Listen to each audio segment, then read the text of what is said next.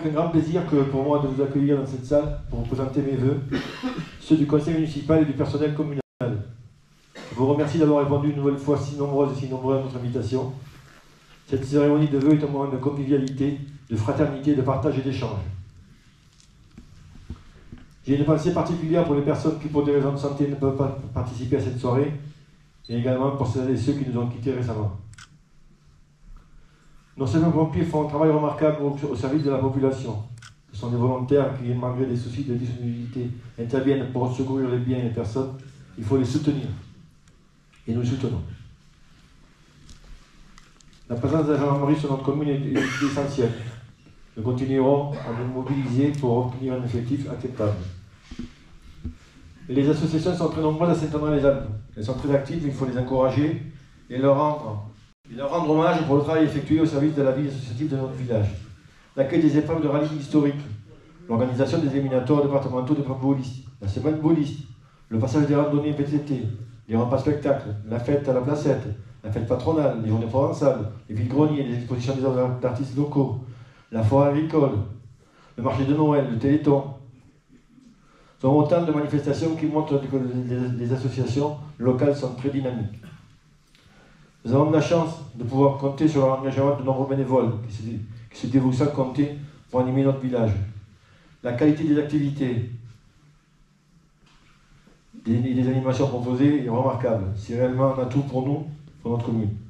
Sachez que la municipalité est fière de pouvoir compter sur vous. Elle vous a toujours soutenu et continuera à le faire. Traditionnellement, cette cérémonie de vœux est l'occasion de dresser le bilan de l'année écoulée et de présenter les projets pour l'année à venir. En 2023, la commune a réalisé des investissements suivants. L'acquisition de matériel véhicule Toyota Hilux équipé d'un dispositif de déneigement et de salage, avec une subvention de la région. Des vidéoprojecteurs, des ordinateurs pour les écoles, remplacement de jeux d'extérieur à l'école maternelle, éclairage de sécurité à l'école primaire, mise en place de projecteurs LED à l'église, l'amélioration énergétique de l'éclairage des deux terrains de tennis. Dans les bâtiments communaux, réalisation d'une chaufferie biomasse avec réseau de chaleur bois, et mise en service du réseau de chaleur permettant de chauffer le bâtiment administratif qui était voté, la crèche, les écoles, la mairie, la halle de sport et à terme la salle polyvalente. La voirie, achat de plaques de numérotation de voirie, remplacement de bornes d'incendie et mise en place d'une fontaine dans la base de loisirs. L'acquisition de terrain, la commune a acheté le terrain des Great qui est au pont Julien, à la limite de la commune de Dames et de Saint-André. Là où il y a souvent des gens qui sortent quand ils font du feu. Équipement de base de la base de loisirs, donc il y a donc l'opération 5000 équipements sportifs de proximité avec un pump track qui a un grand succès et également un fit park qui est également utilisé par beaucoup de monde, des anciens, des moins anciens, des tout jeunes.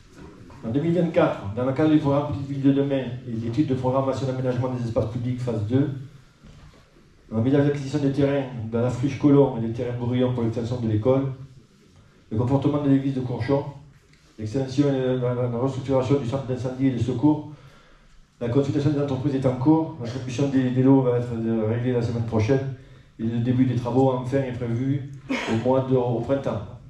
Financement de l'État dans le titre de la DETR et du département. La commune siège bien entendu sur la part d'autofinancement avec un levé de dépenses au niveau des communes desservies par les pompiers. Fin des travaux de réhabilitation partielle de la station d'épuration tranchée 1 et 2 pour un montant de travaux financés par le conseil départemental, l'agence de l'eau et le canal de Provence. Lancement d'une étude de faisabilité sur les travaux à venir dans cette salle polyvalente. On a plusieurs possibilités, donc il faudra choisir une solution parce que malheureusement, ça ne fait qu'augmenter un tarif.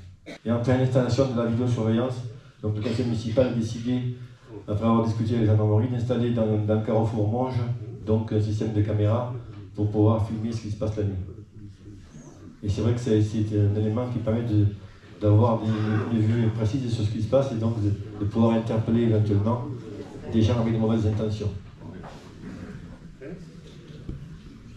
Au niveau intercommunal, je vais faire rapide, il faut se féliciter du travail réalisé par les différents services de la communauté de communes d'Alpes-Provence-Verdon. Pour notre village, nous pouvons utiliser la salle de sport. Elle a été mise à disposition récemment, en automne. Donc elle est mise à disposition aux élèves du collège, des écoles primaires et maternelles, des associations. Elle est très appréciée par tous les utilisateurs et elle permet de pratiquer des activités nouvelles. Donc on s'est aperçu qu'en créant cette salle de sport, il y a des associations nouvelles qui se sont créées et je félicite donc les gens qui ont osé franchir le pas. Aujourd'hui, c'est un casse-tête chinois de pouvoir récupérer une heure de liberté sur le planning qui est bien étoffé. C'est pas Maurice qui me contredira, ni Olivier. Je crois que c'est réellement un équipement qu'on attendait dans le territoire. C'est une réelle réussite dont nous pouvons être fiers. Je vous rappelle que c'est à Saint-André, bien entendu, les études ont commencé, que les élus, sur proposition de Maurice Logier, ont décidé de construire les futurs locaux du siège de la CCAPV.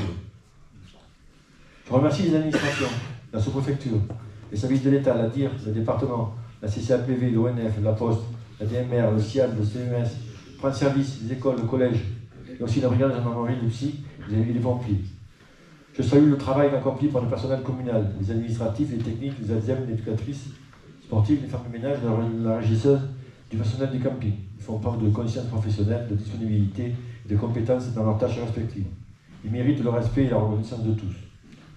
2 de ces agents ont souhaité quitter la commune. Isabelle Peuget, ici présente, secrétaire générale pour un départ à la retraite. Coucou Isabelle, tu lèves la main? Les paillettes roses et les cheveux rouges.